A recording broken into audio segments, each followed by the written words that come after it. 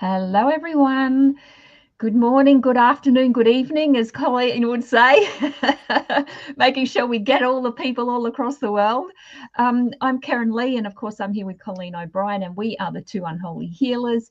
We are back for more fun, more excitement, more energy today, and we're glad that you can join us, whether it's live or whether it's in person. We just love the energy of other people coming in and sharing this vibe with us, whenever that may be. So today we're talking about the future of healing. And this is really an interesting topic because for myself, having been working professionally as a healer for 14 years, and Colleen, for she can tell you sort of about her story and that, but her experience in this as well. And what we're noticing is the changes that are happening in healing just in this short time that we've been in it. But of course, over decades, that healing has been more not around because it's sort of been around forever, but more on our radar, let's say. So Colleen, do you want to jump in and address any of that or something else? Yes, sure. Thank you so much for doing the intro. And when I was like, oh, how many years have I been doing this? Do I need to do the math now? Yeah, it is coming up on nearly 9 years for me. Professionally, right? But we've all I remember having to learn tarot card reading from a book, right? Like Yeah. now you just dial it up on some video server like YouTube or Yeah. something. And Yeah. so the future of healing, we've just in the short time that we've been professionally healing, I'm sure you can agree, Keryn, we've seen almost an acceleration, right? Not just with our own personal development and how as we progress and learn more and heal ourselves and open up more and more people are accessing the work, or we're meeting more people. And so it seems like time is speeding up, if you will, when it comes to healing, and you could argue with a number of other things as well. And so there is a bit of an excitement around that. And so when we first introduced this topic, when we talked about this 2 weeks ago, I recognized that I had an awful lot of Keryn was triggering me an awful lot. And then finally I was just like, ooh, I was like, I gotta work on this. And at this point, that was 2 weeks ago. I don't even remember what that was like. Yeah, I'm really curious to see where this conversation goes. Because when I first look, kind of like with the money and spirituality stuff, my vision is like hundreds, thousands of years ahead. And it's eventually the need for healing, the demand will be a lot less, because we as a species will evolve to a point where we'll all naturally be able to heal ourselves and heal one another. There'll still be some specialists, kind of like trauma centers and stuff here, but they won't be like overwhelmed. There'll be more of a special situation thing.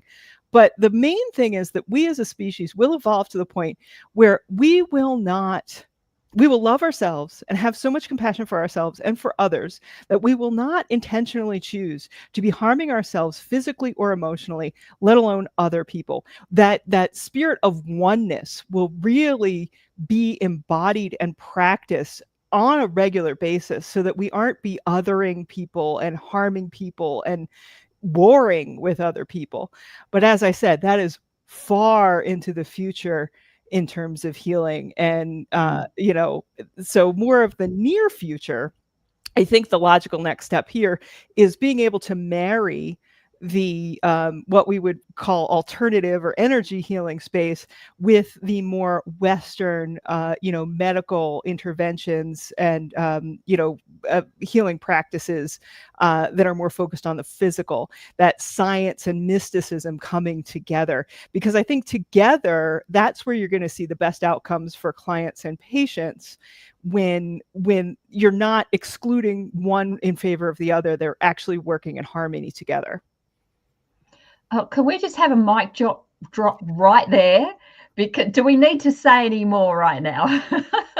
Because that future vision, that future perception, is just so in alignment with where we're heading. So, and the way you said that, like, I'm serious. Like, that was really spectacular, because this really is where we're heading. We're moving into this new level of consciousness where we won't require things that have been part of our reality in past decades. And let me look at it from a little bit different perspective, just for variety. When I started working the expos, psychic expos and that sort of thing 14 years ago.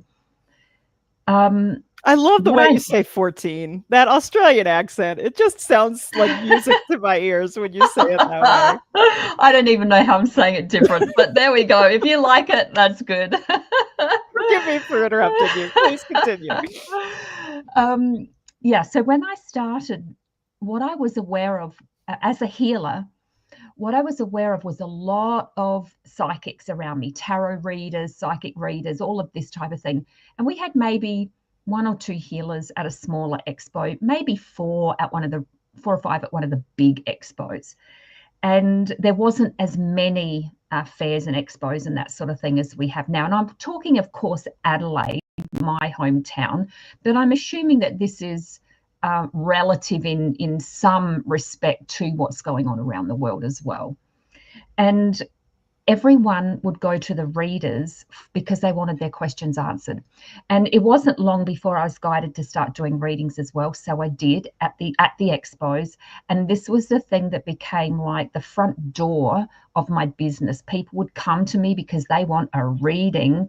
They wanted someone to tell them what's going on. But once they got in that front door, then there was, oh, she does healing, she teaches classes, there's this, and this. So it was a gateway to my business and what I was offering. This lasted for about 9 years, and then I was just done doing the readings because I was tired of people asking me for the answers for them when we know the answers, but we just haven't been empowered to receive our own answers. And so throughout that time of doing readings, and then after I stopped doing the readings, I started asking more questions and using the cards to ask a question that would help the client discover their own truth.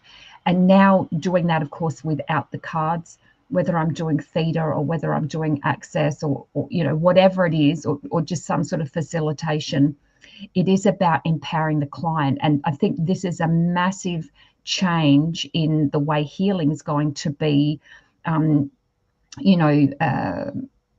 perceived, or that's not the right word, how the healing's going to be, how it's going to be. Let's just not have another word. As we move into the future, because it is about becoming more empowered. It is about taking responsibility for ourselves. And as part of that, we take responsibility for our own healing. We take responsibility for what's happening in our own lives. And therefore, like Colleen said, we can have some people there that maybe help with certain things when we get stuck, or a trauma center, or just someone who's been through an experience and has some wisdom or information that they can share. But for the most part, we will have that level of awareness that's going to allow us to create the change for ourselves. So that's something that I'm seeing happening now more with people, and I'm really excited to see happening more and more.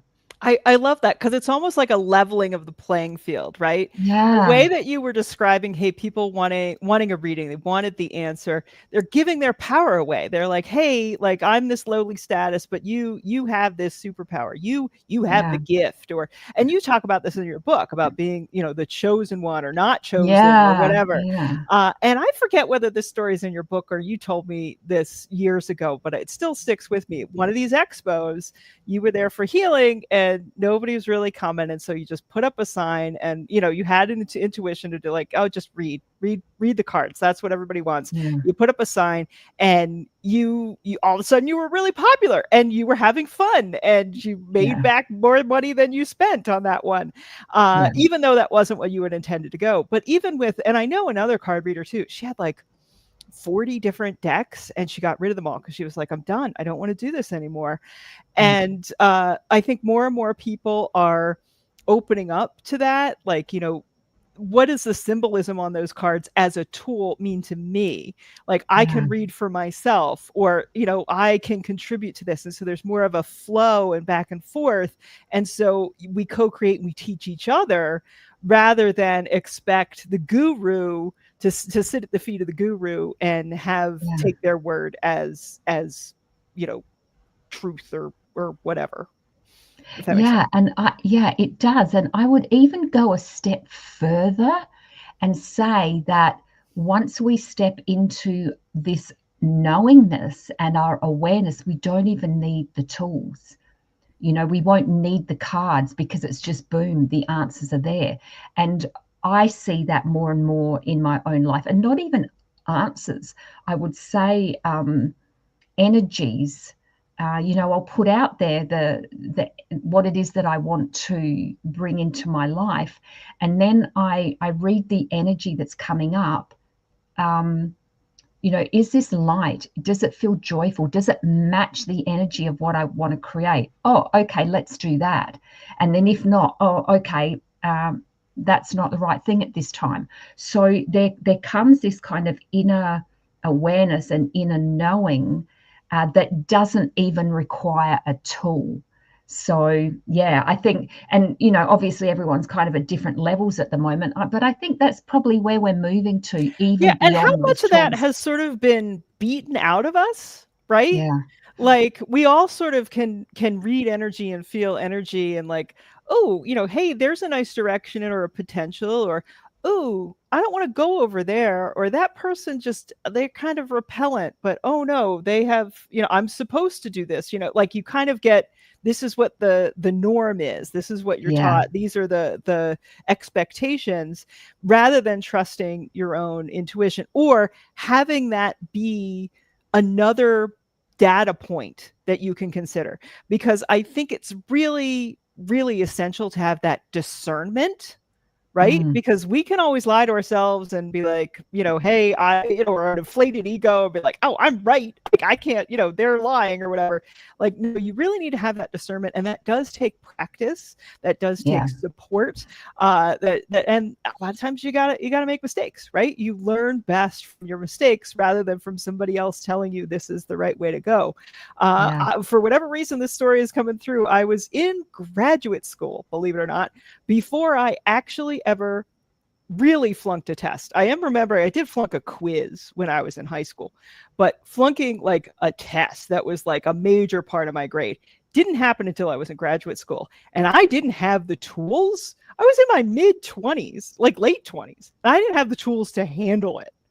Wow. And I'm like, I'm an adult. Like, why am I flipping out about this? I mean, there was also that sense too of like, I'm on the hook for this money as well, because although I was working in a corporate job and I could get reimbursed for the tuition, if I didn't pass, if I didn't get a particular grade, I was out that money. So there was that added on top of it as well. And I thought, God, if I had learned this when I was so much younger, I would be able to handle this so much better right now. But that was when that lesson came in. And it really kind of nails home to me that like, hey, your biggest learning opportunities are the ones when things don't necessarily work out for you on the surface. And so having that experience is, I think, really, really important.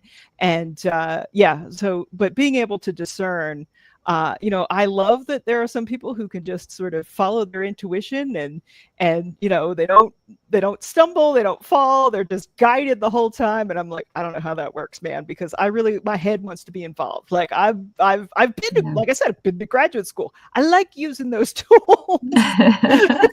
Yeah, but you know, I think it comes back to trusting ourselves, and also most importantly being you. And we're not taught how to do that in reality. We're taught to be what this reality requires of what our family expect of us, what we learn in school. We're indoctrinated into that, so we're not taught just how to be. And this is kind of something, this is like my thing at the moment, is the question I ask every morning is, if I was truly being me, what would I choose? And I've been doing this for about 5 months now, and the stuff that's showing up in my life is just like, whoa, I did not know that I would be going there. I didn't, and it's brought up some talents and abilities that I didn't know I had.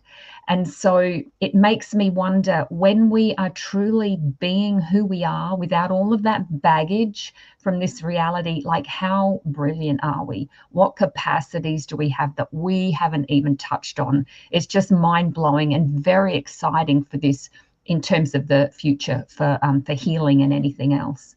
And I really think it's very valuable to be surrounding yourself with others who celebrate themselves as well as you and support you. Yeah. Keryn, you're great with this. You did this right before we even went live with a little story I told you backstage. And so, because again, if you're going to be indoctrinated, like, your environment, your community is going to have a huge effect on how you develop. And so, now as an adult, you get to choose, you get to find those pockets, and now, we didn't have necessarily the access to the internet all the time, 24/7, when we were coming up and wanting to learn about these things. But now you can connect with people all over the world. And I think that's just going to expand, and it's just going to become easier and easier. So, it's also important of community. The future of healing is really going to be very, very community based, and being able to help and support one another and celebrate one another, and those differences, right? Like, we all sort of have different aptitudes, and rather than having to indoctrinate that sameness, of being able to celebrate all of those differences, and how they can all play together, and contribute together for the betterment of everyone, for society, right? This rugged individualism era, it's on its knees, man. It's at the end. It's now to really the group consciousness has all got to elevate. And there are some elements that they're going to come dragging, kicking, screaming, but they're going to come.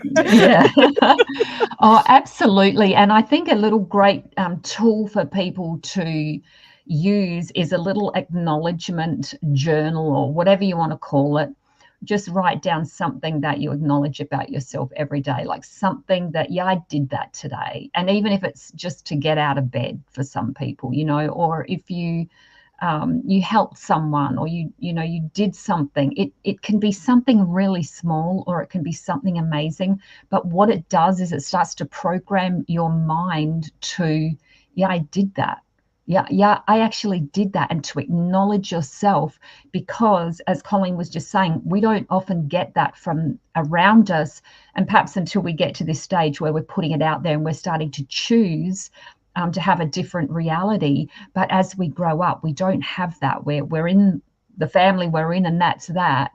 And so we're often not acknowledged in the way that we would like to be, and we are not taught to acknowledge ourselves from a place of that's not ego, it's actually just acknowledgement. And what it does is it starts to break down that invalidation of ourselves. So, it's a very simple tool, but it's very powerful if you do it and I do it every day. So I'm not just telling you, oh, you should do it. I actually do it, and I've found it really valuable. Yeah, you had mentioned that to me off stage 2 weeks ago. So I love that you brought that up. Yeah, because if you don't have a cheerleader, be your own cheerleader. And even if you do have a cheerleader, don't be putting all that work on them, right?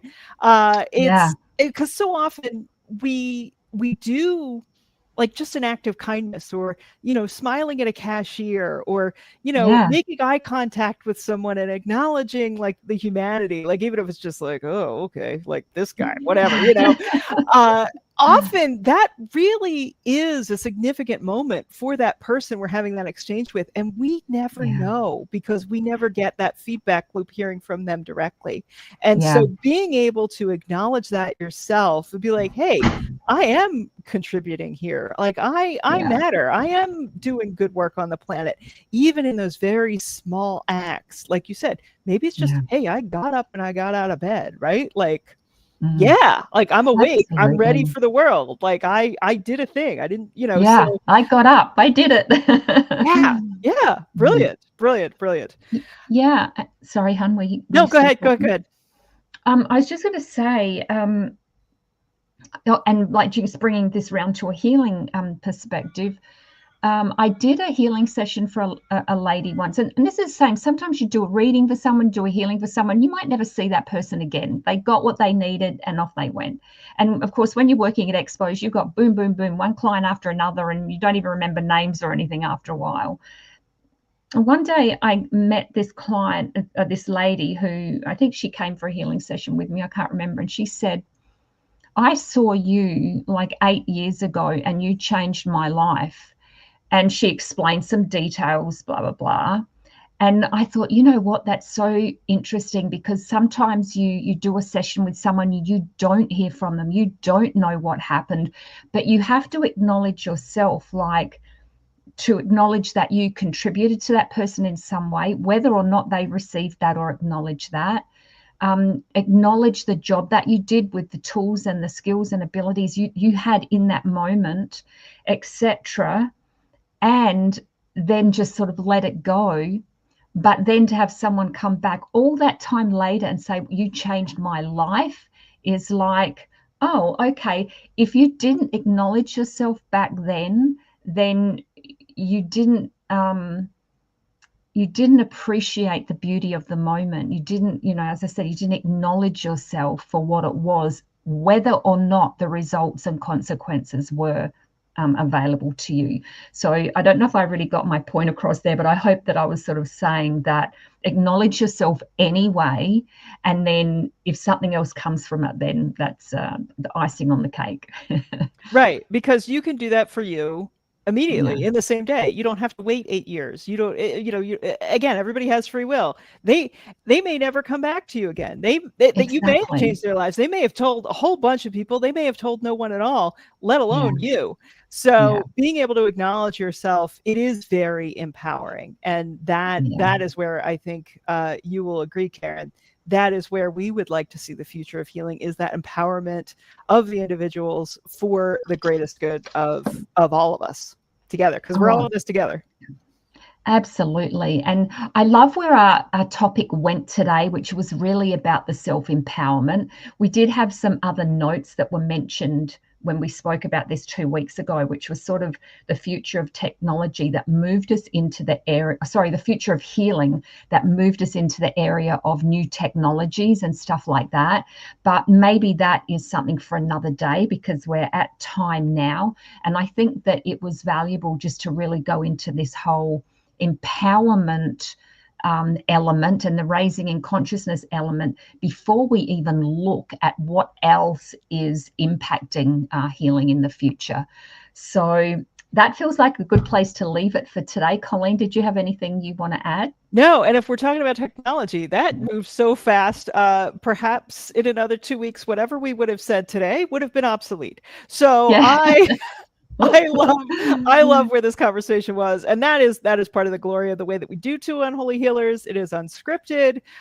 We are talking off the cuff. We're letting our personalities come through. We're sharing our own stories, and we love that. For those of you who have watched all the way to the end, thank you so much for being here. Be sure to subscribe to the channel, and we hope to see you in another 2 weeks when our topic will be whatever it will be. No forward planning here. Okay, guys, thank you so much. Thank you so much for being with us. We're really grateful that you check in and subscribe or watch the videos or whatever you do. And we look forward to seeing you in 2 weeks' time.